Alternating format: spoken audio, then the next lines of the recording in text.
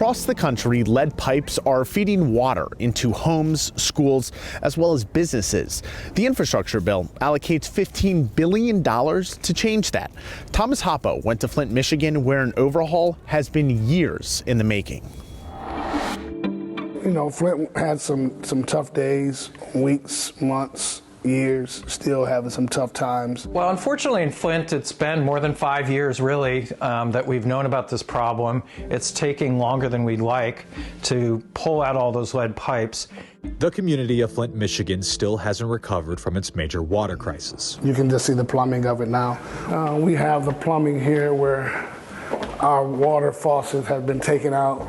We have a filtered water system now from Culligan that you see now weekly so that we'll have enough water to last us. The city switched its water supply in 2014, but failed to treat it, allowing water to corrode the lead from service pipes, which led to 12 people dying of lead poisoning and 100,000 residents without access to safe tap water for months, according to the Natural Resources Defense Council, or NRDC. Oh yeah, I know several people that got sick. I don't know anyone that passed away from it, but I know several people got sick, lost their hair. Yeah, I mean, that was a modern day event in this community that folks were having, you know, side effects of the lead water. And there's absolutely no water can come through this. There's no way. It's cut off and it won't work. My name is Pastor Alan C. Overton. I've been a resident of Flint, Michigan all of my life. You know, it's always heartbreaking for me to see Flint go through the devastation that it's been through. Some of my dearest friends have left this community looking for a better community to live in that have been here for 30, 40 years. Pastor Overton is one of many Flint residents who decided to stay, and though the city reported spending $100 million on replacing about 90% of lead pipe services, residents are still skeptical. Do you drink the water here? No.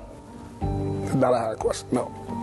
I don't trust the government, so why would I drink the water? Do I think the water's better? Of course I do. But better doesn't mean that it's prepared to drink it. People like Pastor Overton still use filters and spend money on bottled water while still paying their water bill.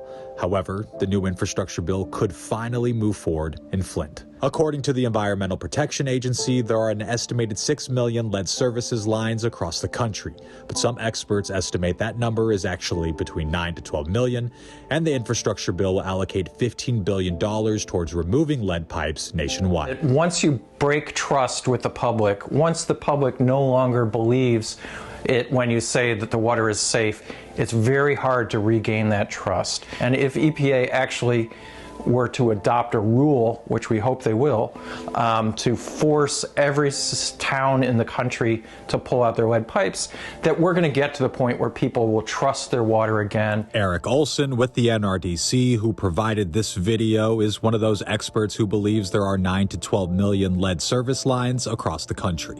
He says the $15 billion is a huge step in the right direction, but it still may not be enough. Although that's a huge investment and really the largest single investment ever in fixing the lead and drinking water problem, it still is only about a third of the total need. So we need additional investments to come, we hope, from the federal government in the Build Back Better bill, as well as from state and local authorities. Olson and the NRDC hope the country can be completely free of lead pipe services in 10 years.